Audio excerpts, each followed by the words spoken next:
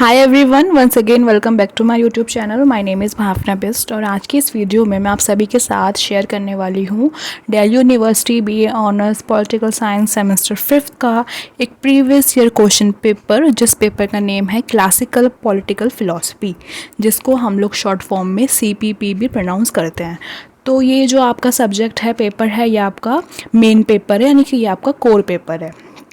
तो इसके क्या क्या क्वेश्चंस इंपॉर्टेंट है और क्या है इसका पिछले साल का, मतलब पिछले साल का तो नहीं है, 2017 का है, बट आपको पता है कि DU में जो क्वेश्चंस हैं वो रिपीट होते रहते हैं। तो ये वीडियो आप सभी के लिए बहुत ज़्यादा इंपॉर्टेंट होने वाली है।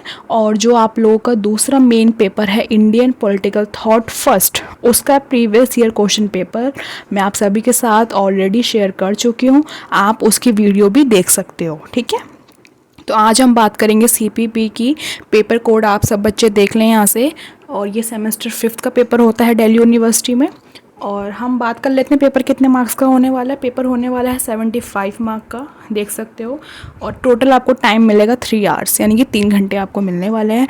और सबसे मेन डाउट बच्चों का पहले क्लियर कर देती हूँ।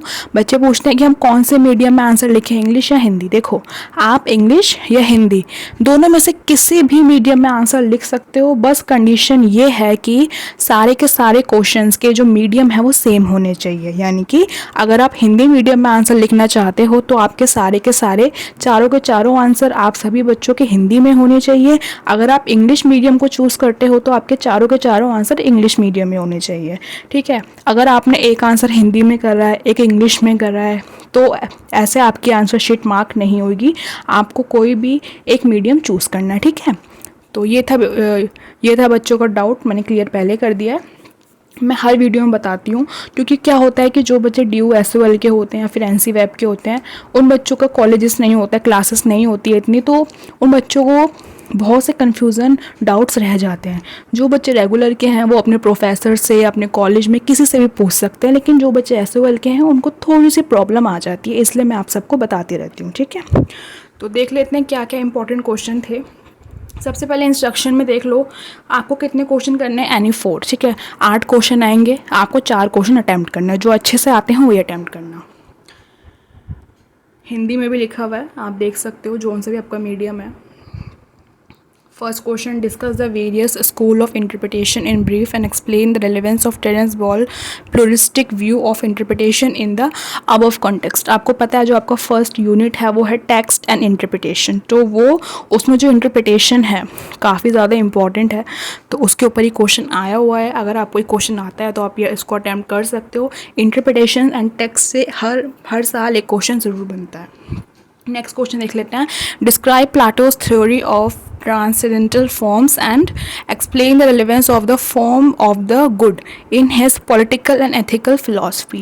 प्लाटो से रिलेटेड क्वेश्चन बहुत बार आता है, और ये तो लिख लो आप कि आपके ना ये वाले पेपर में प्लाटो से क्वेश्चन आना ही आना है। प्लाटो हो गया, मैकियावेली हो गया, जितने भी इसमें जो आपके मेन जो भी है साइंटिस्ट वगैरह हैं, पॉलिटिकल साइंटिस्ट, इनके ऊपर क्वेश्चन ज़रूर बनता है। मेनली प्लाटो के ऊपर क्वेश्चन देखने को ज़रूर मिलता है। ठीक है, अब देख लेते हैं ये वाला question. State is the individual writ large, ये एक स्टेटमेंट है। In the light of the above statement explain Plato's theory of justice. अब देखो, सेकंड क्वेश्चन और थर्ड क्वेश्चन दोनों ही प्लाटो के ऊपर है, तो आप समझ सकते हो कि प्लाटो वाला टॉपिक कितना इंपॉर्टेंट है। ठीक है, अब ये देखो फोर्थ क्वेश्चन, इस क्वेश्चन को बिल्कुल मत छोड़ना। हर एक क्वेश्चन पेपर में ये वाला क्वेश्चन आपको देखने को मिलने वाला है, हर एक साल ये क्वेश्चन पूछा गया है।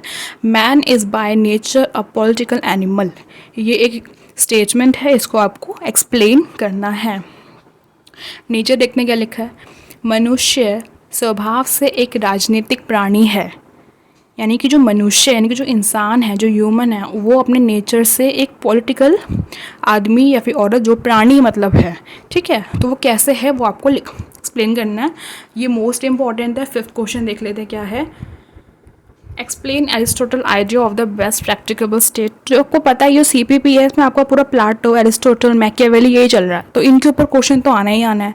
अब यहाँ पूछ लिया गया एरिस्टोटल के बारे में, उसका जो idea of the best state था वो क्या था। Six question, Machiavelli is the bridge between classical and modern political philosophy evaluate. आपको मैंने कहा था मैकियावेली के ऊपर क्वेश्चन ज़रूर आता है, देख सकते हो आप क्या क्वेश्चन आया हुआ है। फिर नेक्स्ट क्वेश्चन मैकियावेली के ऊपर है, Machiavelli understands politics as statecraft. ये मोस्ट इंपॉर्टेंट क्वेश्चन है, ये बहुत बार रिपीट हुआ है। Discuss the limitation of his conception of politics. Machiavelli, Plato को बहुत अच्छे से कर लेना, इनके जो थ्योरीज हैं वो ज़रूर क्वेश्चन में आती है। लास्ट में आप सब बच्चों का फेवरेट आ चुका है शॉर्ट नोट।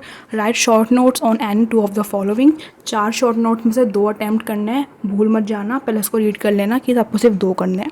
फर्स्ट है Marxist school of interpretation, most important question है। आपको पता है कि फर्स्ट यूनिट में आपकी इंटरप्रिटेशंस वगैरह थी, मार्क्सिस्ट थी, और भी बहुत सारे व्यूज़ हैं, तो उनमें से एक इंटरप्रिटेशन पूछी गई है। बी सेकंड है आपका Plato's communism of wives and property. Plato के ऊपर बहुत क्वेश्चन आए हुए हैं। C Aristotle theory of citizenship. तो एरिस्टोटल की जो सिटीजनशिप की थ्योरी है वो आपको लिखनी है। और जिन बच्चों का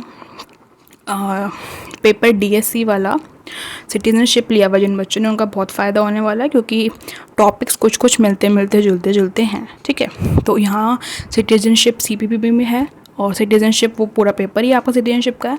एक टॉपिक पढ़ोगे, दोनों के लिए प्रिपरेशन हो जाएगी। ठीक है, फिर है D question Machiavelli on virtue and Fortuna. तो मैकियावेली के बारे में क्वेश्चन आ गया।